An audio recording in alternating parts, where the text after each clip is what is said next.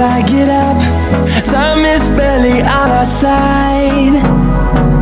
I don't wanna waste what's left.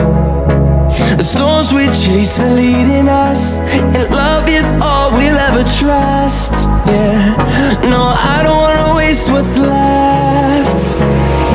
And on we'll go, through the wastelands, through the highways, till my shadow turns. Terima kasih atas kesempatannya. Nama saya Diva Faralina Safira, NIM 822.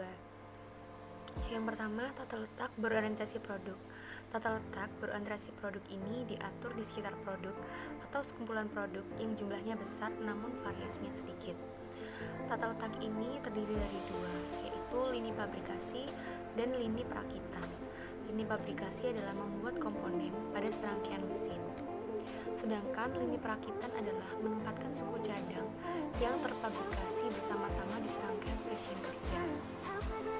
Masalah dalam tata letak berorientasi produk ini biasanya terdapat pada menjaga keseimbangan di setiap stasiun kerja. Lalu tujuan tata letak berorientasi produk yaitu meminimalkan ketidakseimbangan dalam lini produksi. Selanjutnya, keuntungan tata letak berorientasi produk. Yang pertama, biaya variabel per unit rendah, jumlah produk yang besar dan terstandarisasi. Dan yang kedua, biaya penanganan bahan baku yang rendah. Yang ketiga, mengurangi persediaan barang dalam proses. Dan yang keempat, memudahkan pelatih dan pengawasan. Terima kasih atas kesempatannya. Selanjutnya yaitu kerugian tata letak berorientasi produk. Yang pertama yaitu dibutuhkan jumlah produksi besar karena investasi yang besar. Nah, dalam hal ini biasanya memerlukan investasi mesin atau peralatan yang besar, sehingga jumlah produksi yang dihasilkan tentunya juga akan besar. Nah, yang kedua yaitu penghentian pekerjaan pada titik manapun seluruh operasi. Nah, dalam hal ini contohnya adalah kerusakan pada sebuah mesin yang sehingga dapat menyebabkan penghentian proses produksi tersebut. Nah, yang ketiga yaitu fleksibilitas yang rendah. Dalam hal ini tentunya adalah perubahan desain produk yang dapat mengakibatkan tidak efektifnya tata letak yang bersangkutan. Lalu yang kedua yaitu karena sifat pekerjaannya yang cenderung monoton sehingga dapat mengakibatkan kebosanan. Nah, yang selanjutnya yaitu penyeimbangan lini perakitan. Dalam hal ini ada dua metode, yaitu yang pertama pada lini perakitan produk berpindah dengan alat otomatis atau ban berjalan stasiun kerja. Nah, yang kedua yaitu penyeimbangan dilakukan untuk meminimalisasi ketidaksempurnaan antara mesin atau orang dalam proses produksi.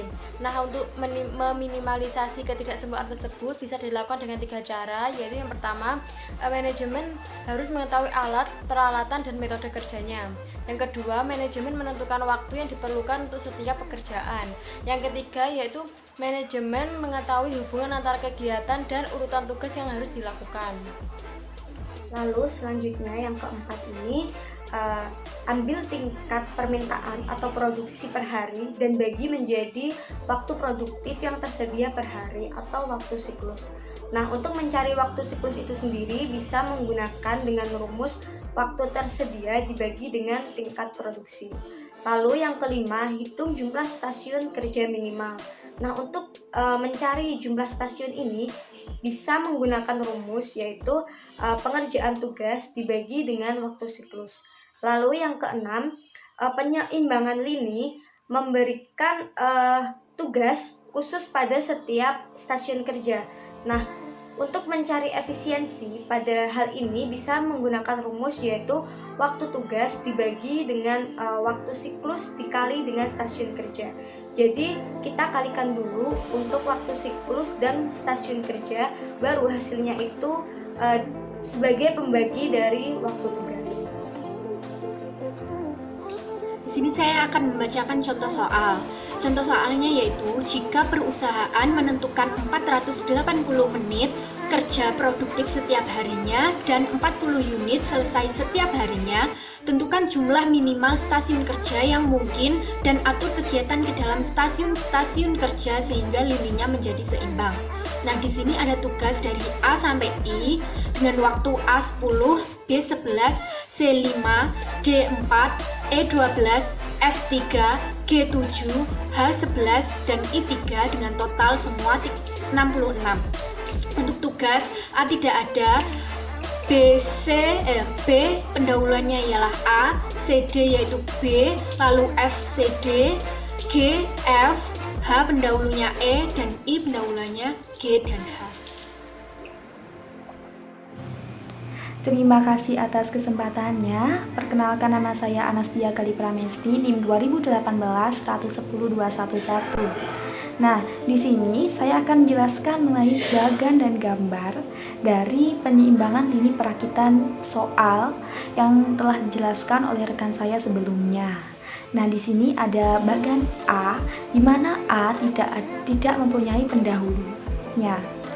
Nah, A diberi waktu 10. Nah, kita menuju ke B. B tersebut didahului oleh A dan B diberi waktu 11. Nah, untuk C pendahulunya adalah B. Bisa kita lihat bagannya dan waktunya adalah 5. Sedangkan D juga didahului oleh B. Sedangkan D diberi waktu 4. Nah, untuk tugas E pendahulunya juga B diberi waktu 12. Nah, ada tugas F. Nah, pada peta ini tuh terlihat ada dua jalur ya untuk tugas F, ada 2 anak panah. Nah, di sini tugas F itu pendahulunya ada 2, yaitu tugas C dan juga tugas D. Dan F diberi waktu 3. Nah, untuk tugas G sendiri itu pendahulunya adalah tugas F sebelumnya. Nah, diberi waktu 7. Untuk tugas H ini pendahulunya adalah tugas E. Dia diberi waktu 11. Nah, untuk tugas ini ada 2 jalur juga, ada 2 anak panah juga. Jadi pendahulunya itu ada tugas G dan juga tugas H, dia diberi waktu 3 seperti itu. Jadi tugas ini yang ada pendahulunya ini tidak bisa dikerjakan sebelum pendahulunya selesai. Terima kasih atas kesempatannya. Di sini saya akan melanjutkan presentasi dari rekan saya terkait dengan yang slide selanjutnya, yaitu contoh perhitungan. Untuk yang waktu tersedia untuk produksi telah diketahui dalam soal adalah 480 menit per hari dan target produksi adalah 40 unit. Jadi bisa ditentukan waktu siklusnya adalah 480 per 40 sama dengan 12 menit per unit. Untuk stasiun kerjanya sendiri itu waktu sama dengan waktu tugas per waktu siklus. Untuk waktu tugasnya sendiri 66 per 12 sama dengan 5,5 dibulatkan menjadi 6 stasiun, dan dapat dilihat dari gambar tersebut ada 6 stasiun lokasi yang berdasarkan perhitungannya. Kemudian yang selanjutnya yaitu waktu di setiap stasiunnya itu adalah 12 menit seperti di waktu siklusnya. Kemudian efisiensi keseimbangannya adalah 66 dibagi 6 kali 12 sama dengan 66 per 72, yaitu dengan hasil akhir 91,7%. Sekian presentasi dari kelompok kami terkait kasus pada materi ini. Sekian dan terima kasih. Apabila ada kurang lebihnya kami mohon maaf. Wassalamualaikum warahmatullahi wabarakatuh.